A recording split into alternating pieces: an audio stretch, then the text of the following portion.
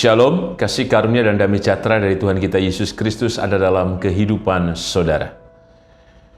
Kita berjumpa kembali dalam renungan mingguan hari ini Jumat 12 Juni 2026. Renungan didasarkan dari Kisah Para Rasul 7 ayat yang ke-35 sampai dengan ayat yang ke-43.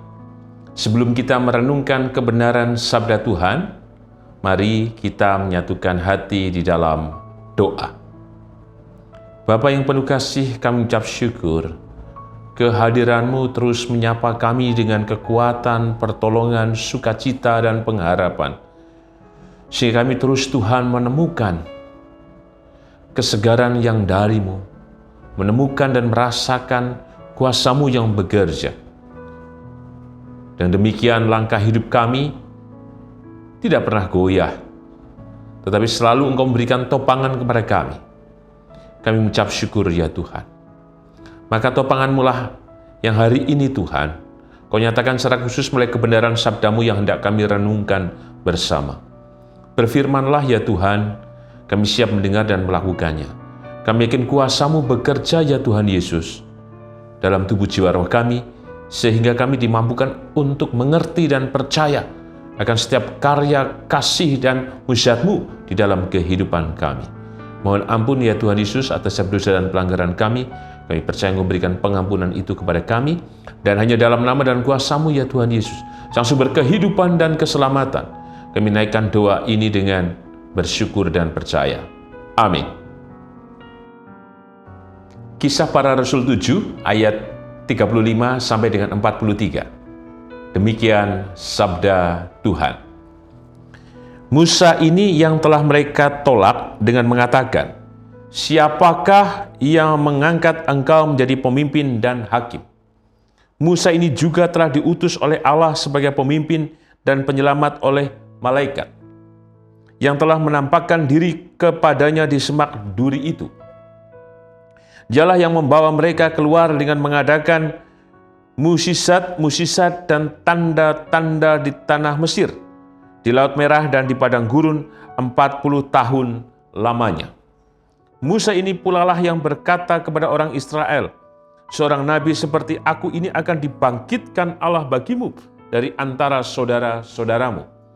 Musa inilah yang menjadi pengantara dalam sidang jemaah di padang gurun, di antara malaikat yang berfirman kepadanya di Gunung Sinai dan nenek moyang kita, dan dialah yang menerima firman-firman yang hidup untuk menyampaikannya kepada kamu. Tetapi nenek moyang kita tidak mau taat kepadanya, malahan mereka menolaknya. Dalam hati mereka ingin kembali ke tanah Mesir. Kepada Harun mereka berkata, "Buatlah untuk kami beberapa Allah yang akan berjalan di depan kami, sebab Musa ini yang telah memimpin kami keluar dari tanah Mesir.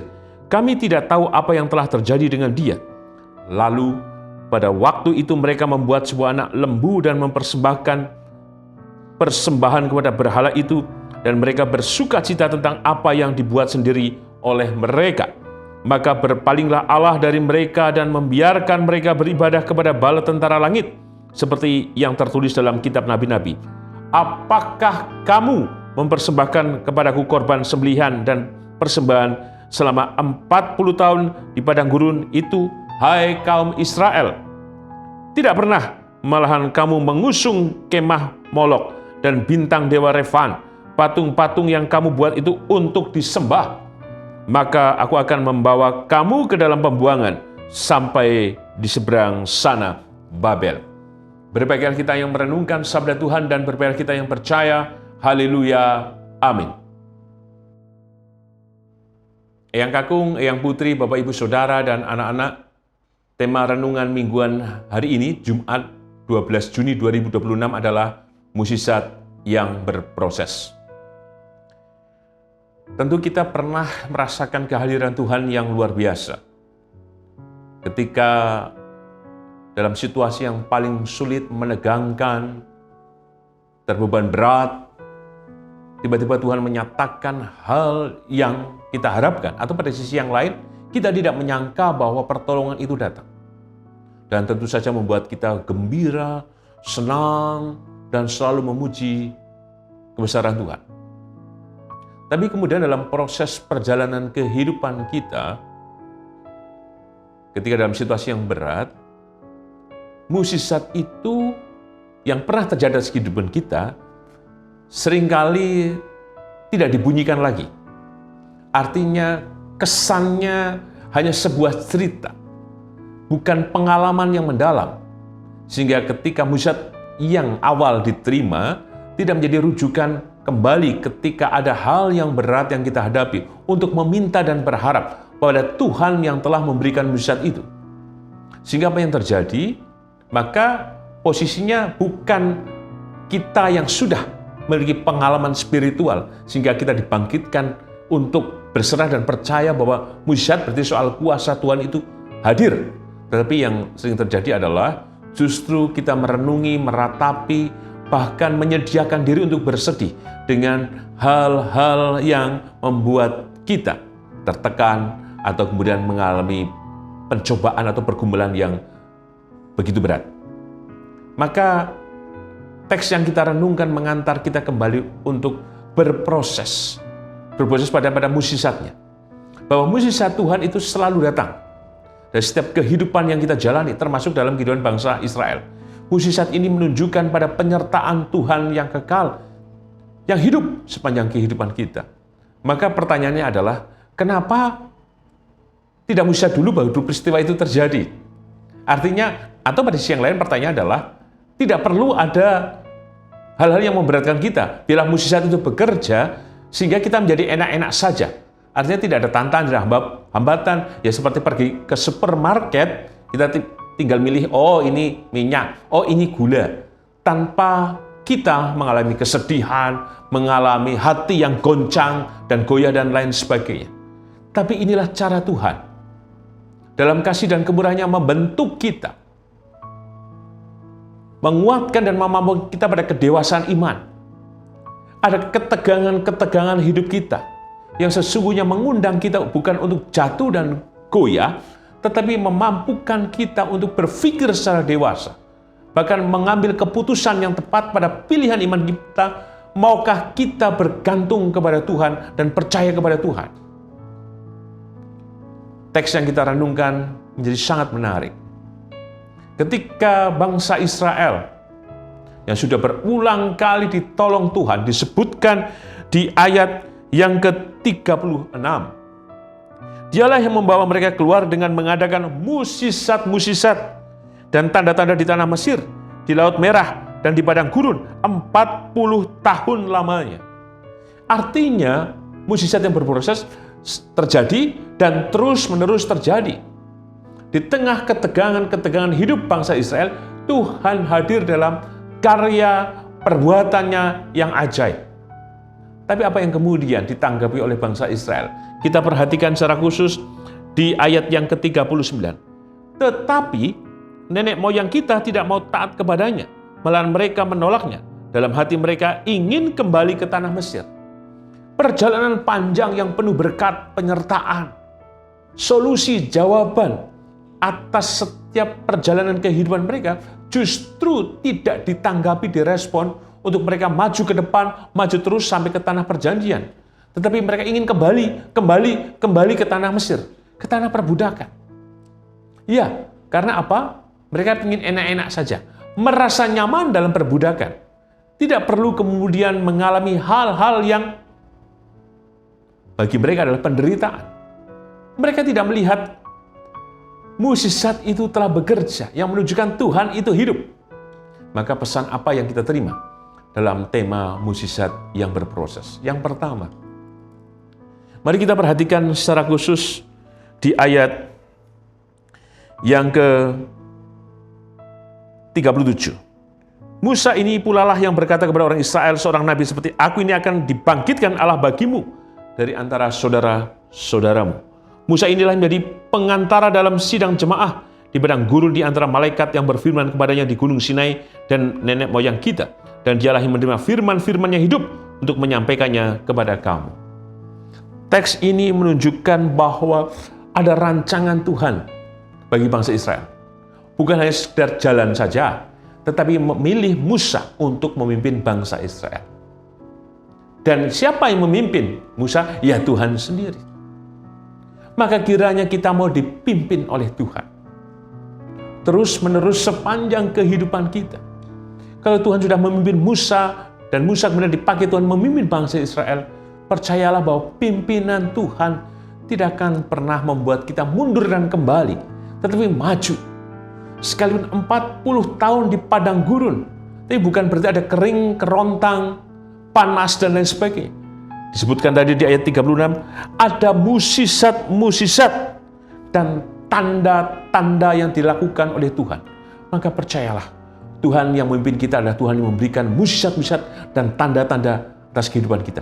Musisat masih ada, maka kiranya kita terbuka untuk mau dipimpin oleh Tuhan. Karena musisat itu berproses. Artinya kini kita mengalami yang sudah, tapi ada yang belum, yang harus kemudian kita jemput dengan percaya bahwa kuasa yang menghidupkan kita. Pesan yang kedua dalam tema berproses dalam mujizat. Kita perhatikan secara khusus di ayat yang ke-42 dan 43. Maka berpalinglah Allah dari mereka dan membiarkan mereka beribadah kepada bala tentara langit, seperti yang tertulis dalam kitab Nabi-Nabi. Apakah kamu mempersembahkan kepadaku korban sembelihan dan persembahan selama 40 tahun di padang gurun itu, hai kaum Israel? Teks ini menunjukkan bagaimana kejinya bangsa Israel terhadap Tuhan. Mereka bukannya bersyukur bahwa Tuhan telah membuktikan dirinya yang menyertai dalam mujizat dan tanda. Setiap keluh kesah mereka, Tuhan nyatakan. Soal mana, soal burung puyuh, soal air, dan lain sebagainya. Bukankah Tuhan menunjukkan ia ada atas kehidupan bangsa Israel? Sehingga bangsa Israel tinggal menaruhkan dengan percaya, berjalan saja. Tapi yang terjadi, justru mereka meninggalkan Tuhan. Di ayat 43, tidak pernah mereka memberikan penghormatan, bahkan persembahan kepada Tuhan. Justru mereka menggunakan, di ayat 41, anak lembu emas. Di ayat 43, membuat kemah Molok dan bintang dewa Refan. Berpaling kepada Allah lain. Menunjukkan kekejian yang luar biasa. Tuhan yang sudah memberikan yang terbaik, air susu dibalas air tuba. Tapi Tuhan itu tetap setia. Maka kiranya, dalam setiap kehidupan apapun yang kita jalani, kita mengalami badai yang paling hebat, mengalami hal-hal yang menakutkan, kita tidak meninggalkan Tuhan. Percayalah, Tuhan yang setia adalah Tuhan yang hadir dalam karya dan mujizat-Nya yang menyelamatkan kita. Setialah dan percayalah. Tuhan memberkati. Amin. Mari kita menyatukan hati di dalam doa.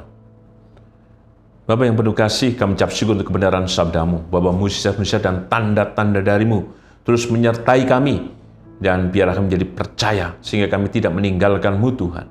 Bila kami teguh, kami patuh dan setia, dan terus berharap pada karya dan perbuatan-Mu yang ajaib dalam kehidupan kami. Kami percaya Tuhan. Karena kami percaya maka mujizat dan tanda-tanda-Mu yang ajaib itu bekerja. Secara khusus dalam kehidupan Ibu Tugira Sariman, Ibu Rusmiati Suharti, Bapak Priyono, Ibu Murjangkung, Ibu Endang Karno, Ibu Kun Mariatin Subardi, Bapak Saharun, Ibu Purwo Sudarmo, Bapak Bardi Benyamin, Ibu Sardi Budi Santoso, Bapak Christian Dauribu, Bapak Elias Sariman, Bapak dan Ibu Sunarto Saputro, Ibu Marti Utomo, Ibu Yatmiartini Rusdi, Ibu Sri Suwarsi Rahayu, Ibu Ami Birowo, Anak Amoresia, Ibu Sri Utami Suprapto, Bapak Sulistanto Biaki, Ibu Endang Joko Widodo, Bapak Cahyo Muntadi, Ibu Bari Astuti, Ibu Indira Puspasari, Bapak Edward Simatupang, Bapak Warsito Utomo, Ibu Endang Joko Triyono, Ibu Ana Rosalia, Bapak Edwin Krusma Yulianto, Bapak Pendeta Emeritus Dwi Nugroho, Ibu Ernita Nisip Nasution, Bapak Hadi Wahyono, Bapak Slamet Sunarno, Anak Nasya Alana, Ibu Ramijo. Demikian juga dalam kehidupan Bapak Yunanto Hariwibowo, Saudara Gilbert, Ibu Frida. Kami percaya Tuhan kasih setia berkat pertolongan yang dari-Mu memulihkan, menyembuhkan, menguatkan, dan menyegarkan hamba-hamba-Mu ini. Berkati seluruh keluarga yang mendampingi, hanya Engkau Tuhan berikan ketabahan, kekuatan, kesabaran, dan berkat-Mu melimpah atas mereka. Berkati kami semuanya Tuhan, keluarga kami berkatilah, tolonglah kami dalam segala pergumulan kami. Kami percaya Tuhan yang dari memberikan kekuatan, memberikan pengharapan, memberikan juga Tuhan berkat yang limpah atas kami. Pulihkanlah rumah tangga kami, dan kami secara khusus kami percaya berkat-Mu melimpah sehingga memulihkan pula kondisi ekonomi rumah tangga kami. Berkati setiap kehidupan anak dan cucu kami Tuhan, dalam pekerjaan, dalam studi, dalam rumah tangga mereka, dan hal apapun yang mereka lakukan, kerjakan. Kesentosaan, kasih, dan rahmat-Mu hadir memberkati mereka. Berkati gereja-Mu GKJ Sari Mulia Tuhan, dalam anugerah berkat, kuasa, dan keselamatan yang dari-Mu. Dan berkati bangsa dan negara kami Indonesia, dalam kuasa dan kasih-Mu yang terus menyelamatkan bangsa dan negara kami Indonesia. Dan berkati juga dunia ini Tuhan, bumi ini, dalam damai dan sejahtera yang dari-Mu. Di dalam nama dan kuasa-Mu ya Tuhan Yesus, Sang Sumber kehidupan dan keselamatan, kami naikkan doa ini dengan berserah, bersyukur dan percaya. Amin. Tuhan Yesus memberkati Eyang Kakung, Eyang Putri, Bapak Ibu Saudara, dan anak-anak kini dan selamanya. Amin.